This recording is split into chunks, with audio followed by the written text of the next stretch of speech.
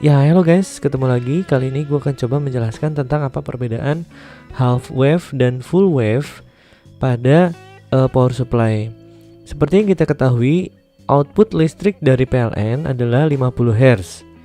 50 Hz pada tegangan 220 volt, atau kalau kita bisa artikan sebagai frekuensi, amplitudonya di 220, kemudian frekuensinya bolak-balik pada 50 Hz, berarti 50 kali bolak-balik dalam 1 detik. Seperti itu. Kita lihat di sini yang tengah dulu ya, alternating current wave atau gelombang AC. Itu dia naik dan turun, ada bukit dan ada lembah. Nah, ketika dirubah menjadi arus DC atau direct current, tegangan bolak-balik tadi itu akan dipisah. Jadi misalkan di output positif, maka yang keluar dari kabel positif tersebut hanya yang gelombang puncak saja, gelombang positif saja.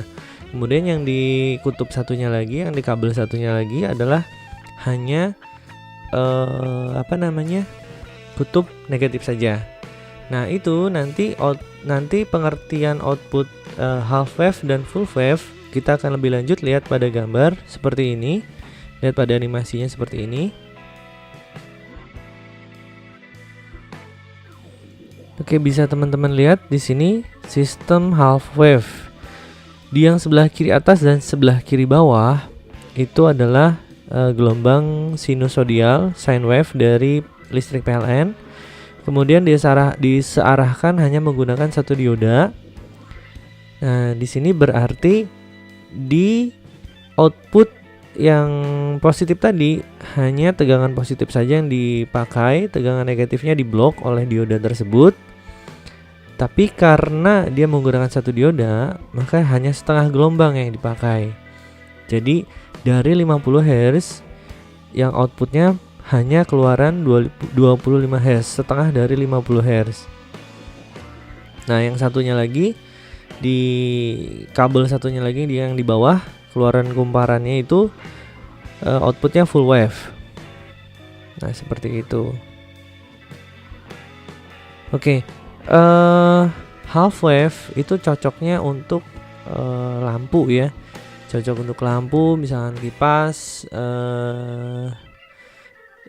ya yang tidak berhubungan dengan sound system.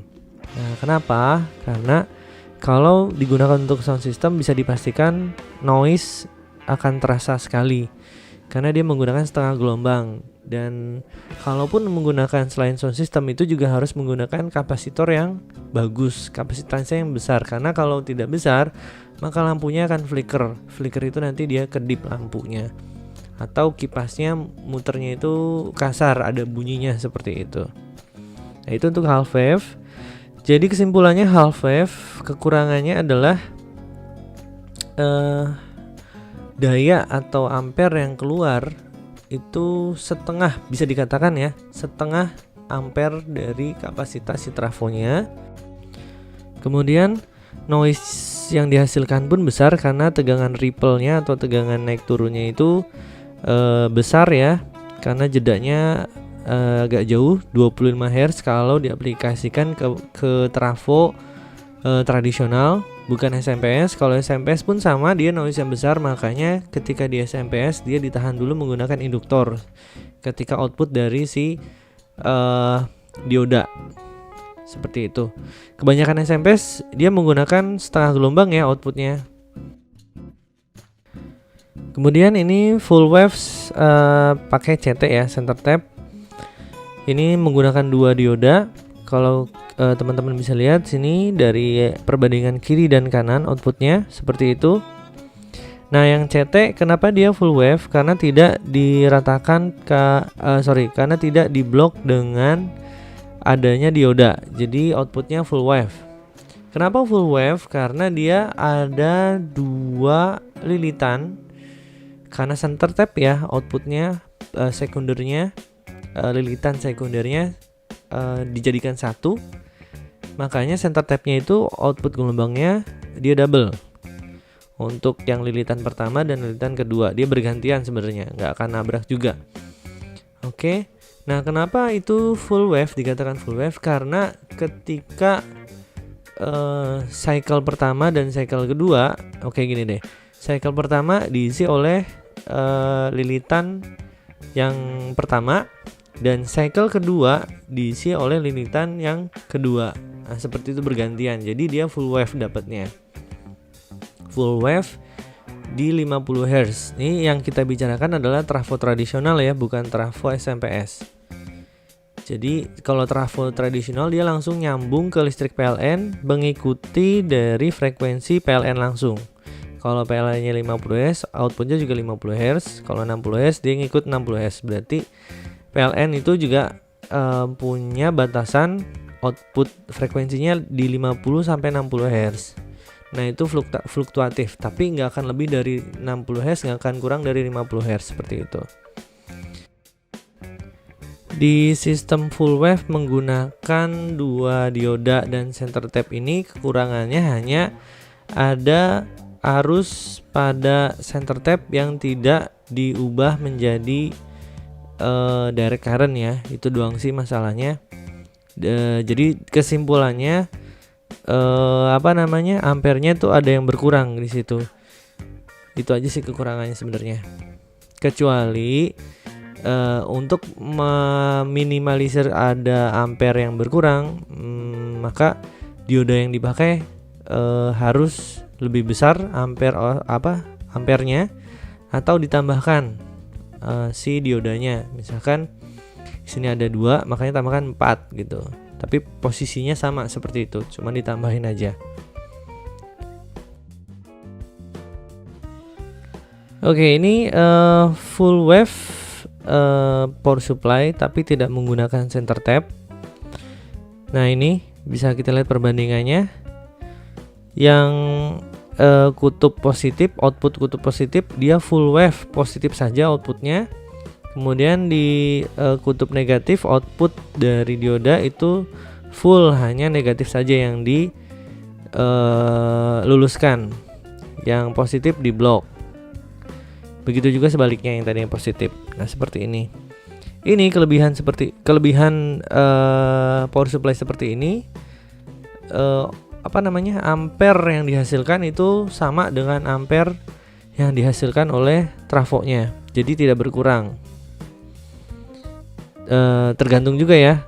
Kalau misalkan si trafonya 5 ampere dan diodanya yang dipakai 3 ampere, maka tetap turun ke 3 ampere karena mengalah pada si diodanya. Alangkah lebih bagusnya si diodanya itu kapasitas ampernya lebih besar dari si trafo agar output ampernya itu sama dengan si input dari trafonya. Itu sih tipsnya ya.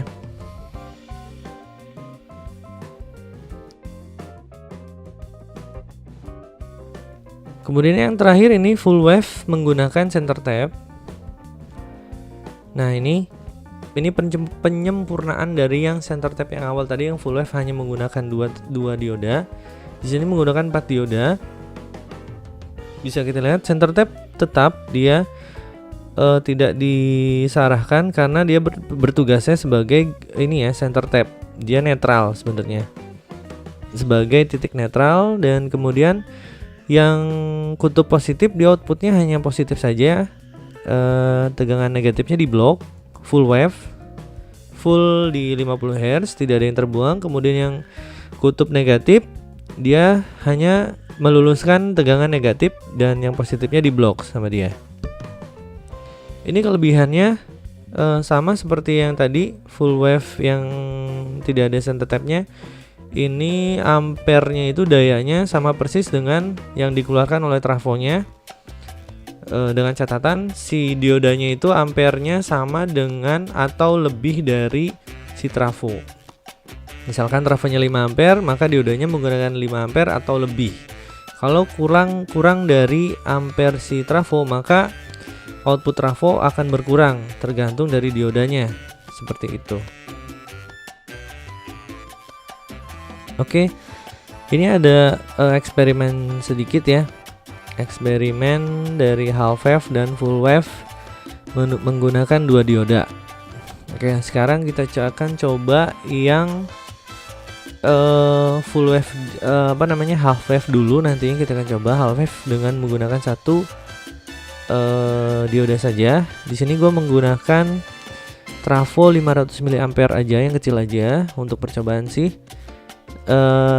CT ya. Di sini gue pakai 6 volt yang kecil aja biar kelihatan dia flicker apa enggak. Yang kita lihat adalah flicker atau tidaknya ya. Di sini gue nge-record pakai HP, dan kebanyakan HP dia maksimal itu di 60 Hz, 50 atau 60 Hz. Makanya bisa kelihatan kalau di bawah itu. Nah, ini kelihatan ya.